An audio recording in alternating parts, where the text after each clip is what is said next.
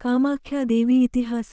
ಕಾಮಾಖ್ಯಾ ದೇವಿ ದೇವಸ್ಥಾನವು ಅಸ್ಸಾಂ ರಾಜ್ಯದ ಗುವಾಹಟಿಯ ನೀಲಾಚಲ ಬೆಟ್ಟದ ಮೇಲೆ ಇರುವ ಅತ್ಯಂತ ಪವಿತ್ರ ಶಕ್ತಿಪೀಠಗಳಲ್ಲಿ ಒಂದು.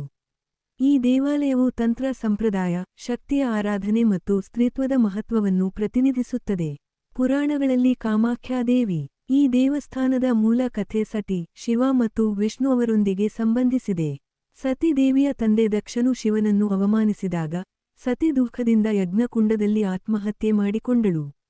ಈ ಘಟನೆಗೆ ದುಃಖಗೊಂಡ ಶಿವನು ಸತಿಯ ದೇಹವನ್ನು ಹೊತ್ತುಕೊಂಡು ತಾಂಡವ ನೃತ್ಯ ಮಾಡಿದನು.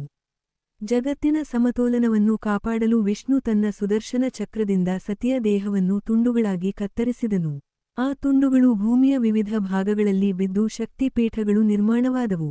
ಕಾಮಾಖ್ಯಾದಲ್ಲಿ ಸತಿಯ ಯೋನಿ ಜನನಾಂಗ ಬಿದ್ದಿದೆ ಎಂದು ನಂಬಲಾಗಿದೆ.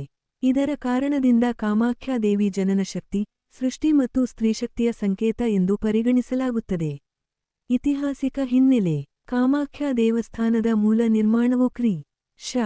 8ನೇ-9ನೇ ಶತಮಾನದಲ್ಲಿ ಕಾಮರೂಪ ರಾಜ್ಯದ ರಾಜರು ಮಾಡಿದರೆಂದು ಇತಿಹಾಸಕಾರರು ನಂಬುತ್ತಾರೆ.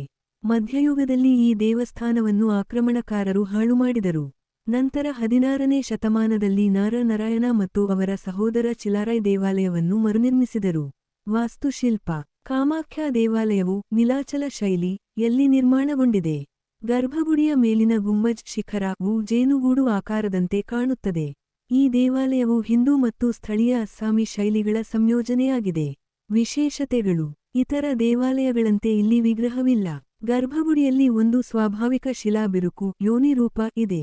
ಈ ಬಿರುಕು ಸದಾ ನೀರಿನಿಂದ ತೇವವಾಗಿರುತ್ತದೆ. ಇದು ದೇವಿಯ ಜೀವಶಕ್ತಿಯ ಸಂಕೇತವೆಂದು ನಂಬಲಾಗಿದೆ. ಕಾಮಾಖ್ಯಾ ದೇವಾಲಯವು ತಂತ್ರ ಮಾರ್ಗದ ಪ್ರಮುಖ ಕೇಂದ್ರವಾಗಿದೆ. ಅನೇಕ ತಾಂತ್ರಿಕರು, ಸಾಧಕರು ಇಲ್ಲಿ ಸಾಧನೆ ಮಾಡುತ್ತಾರೆ. ವಿಶೇಷವಾಗಿ ಅಷ್ಟಮಿ, ಅಮಾವಾಸ್ಯೆ ಮತ್ತು ಪೂರ್ಣಿಮೆ ದಿನಗಳಲ್ಲಿ ಪೂಜೆಗಳು ನಡೆಯುತ್ತವೆ. ಅಂಬುಬಾಚಿ ಮೇಳ. ಅಂಬುಬಚಿ ಮೇಳ ಕಾಮಾಖ್ಯಾ ದೇವಾಲಯದ ಅತ್ಯಂತ ಪ್ರಸಿದ್ಧ ಹಬ್ಬ. ಪ್ರತಿ ವರ್ಷ ಜೂನ್ ತಿಂಗಳಲ್ಲಿ ನಡೆಯುತ್ತದೆ. ಈ ಸಮಯದಲ್ಲಿ ದೇವಿ ಮಾಸಿಕ ಋತು ಚಕ್ರದಲ್ಲಿದ್ದಾರೆ ಎಂದು ನಂಬಲಾಗುತ್ತದೆ. 3 ದಿನಗಳ ಕಾಲ ದೇವಸ್ಥಾನ ಮುಚ್ಚಲಾಗುತ್ತದೆ. 4ನೇ ದಿನ ಭಕ್ತರಿಗೆ ದರ್ಶನ ತೆರೆದಿಡಲಾಗುತ್ತದೆ. ಈ ಸಮಯದಲ್ಲಿ ನೀಡುವ ಅಂಗೋದಕ, ಪವಿತ್ರ ನೀರು ಮತ್ತು ಅಂಗವಸ್ತ್ರ, ಕೆಂಪು ಬಟ್ಟೆ ಬಹಳ ಪವಿತ್ರವೆಂದು ಭಕ್ತರು ನಂಬುತ್ತಾರೆ. ತಂತ್ರ ಮತ್ತು ಆಧ್ಯಾತ್ಮಿಕ ಮಹತ್ವ. ಕಾಮಾಖ್ಯಾ ದೇವಿ ತಂತ್ರಶಾಸ್ತ್ರದ ಹೃದಯಸ್ಥಾನ ಎಂದು ಪರಿಗಣಿಸಲಾಗುತ್ತದೆ. ಇದು ಕಾಮರೂಪ ಕಾಮಾಖ್ಯಾ ಎಂದು ಪ್ರಸಿದ್ಧವಾಗಿದೆ. ಇಲ್ಲಿ ದೇವಿಯನ್ನು ಕಾಮೇಶ್ವರಿ ರೂಪದಲ್ಲಿ ಪೂಜಿಸಲಾಗುತ್ತದೆ.